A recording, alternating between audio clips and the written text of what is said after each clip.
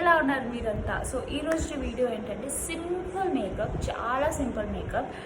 నేనైతే పర్సనల్గా ఫౌండేషన్స్ కానీ కన్సీలర్స్ కానీ యూజ్ చేయను. నేను యూజ్ చేస్తాను కానీ అది పెద్ద ఫంక్షన్ అయితే, పెద్ద పార్టీ అయితే, ఏదైనా గెట్ టుగెదర్ అయితే అండ్ లైక్ చాలా ఇంపార్టెంట్ అయితే, సో అక్కడ మట్టుకే నేను like foundations and concealers and etceteras use చేస్తాను.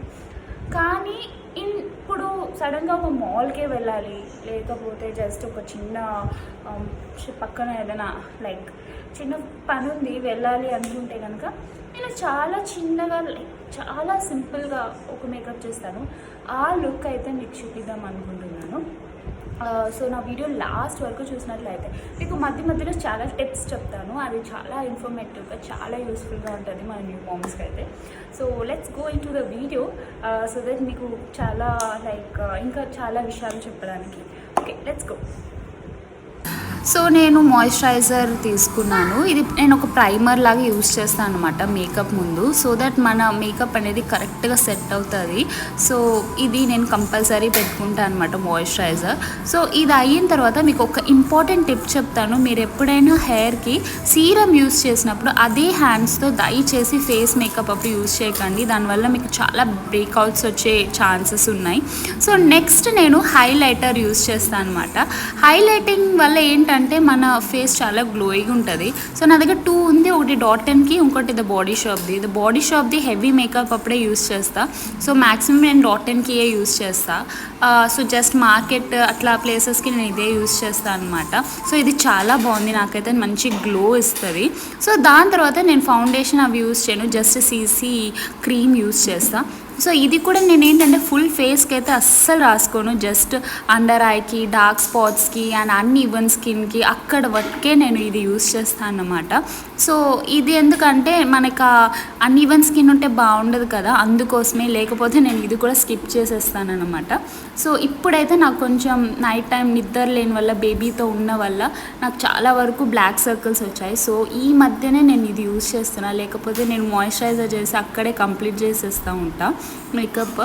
సో ఇది అయ్యాక నేను లైక్ ఒకటి కాంపాక్ట్ అయినా యూస్ చేస్తా, లేకపోతే మైల్డ్ మనది ఏదైనా టాల్కమ్ పౌడర్ అంటే అది కూడా యూస్ చేస్తా. నేను ఒకవేళ కాంపాక్ట్ యూస్ చేసినట్లయితే SPF ఉన్నట్లే యూస్ చేస్తా, 30 ఉండాలి మ్యాక్సిమం.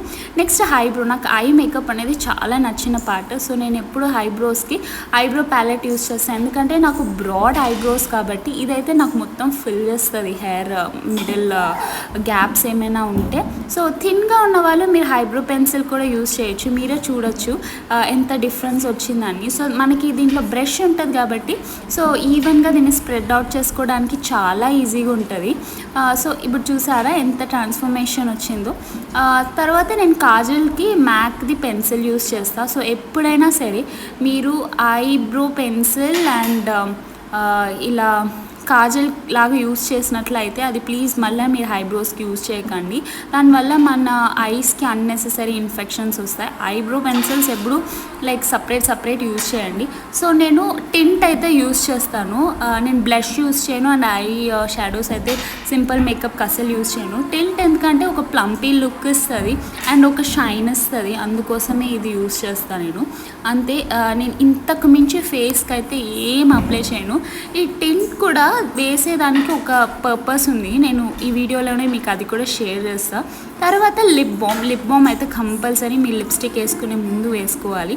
లిప్స్టిక్ అనేది నేను చాలా మైల్డ్గా పెడతాను, ఎక్కువ లైక్ హెవీగా అయితే అస్సలు పెట్టాను. డే టైంకి అయితే అసలు కనిపించినట్లు పెడతాను అనమాట.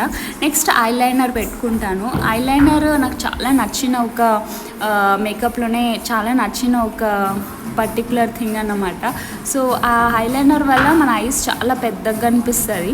లేదా మస్కారా అనేది ఆప్షనల్, నేను ఇప్పుడు పెడుతున్నా, అప్పుడప్పుడు నేనైతే అది కూడా మస్కారా కూడా యూజ్ చేయను, అలానే రెడీ అయిపోతూ ఉంటాను అనమాట. సో నేను చెప్పాను కదా, టింట్ వేస్తే ఏంటంటే మనకు బై మిస్టేక్ మస్కారా టచ్ అయినట్లయితే ఇట్లా రబ్ చేస్తే ఈజీగా వెళ్ళిపోతుంది అనమాట. సో అదొక మంచి బెనిఫిట్ మనకి.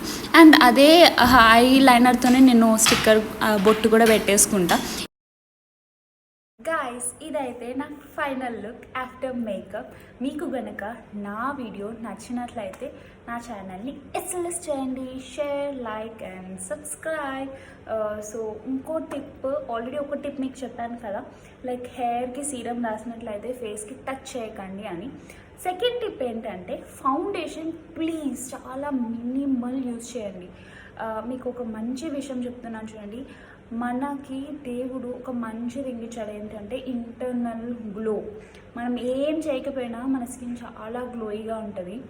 డస్కీ అయినా, చామంచి అయినా, ఫెయిర్ అయినా, బ్రౌన్ స్కిన్ అయినా, ఏదైనా కూడా మన స్కిన్ మంచిగా ఉంది, లైక్ ఏ బ్రేక్అవుట్స్, ఏది లైక్ పింపుల్స్, ఏమి యాక్ని ఏం లేకుండా మంచిగా ఉండి గ్లో ఉంటే అంతకంటే మంచి మేకప్ ఇంకేం లేదు.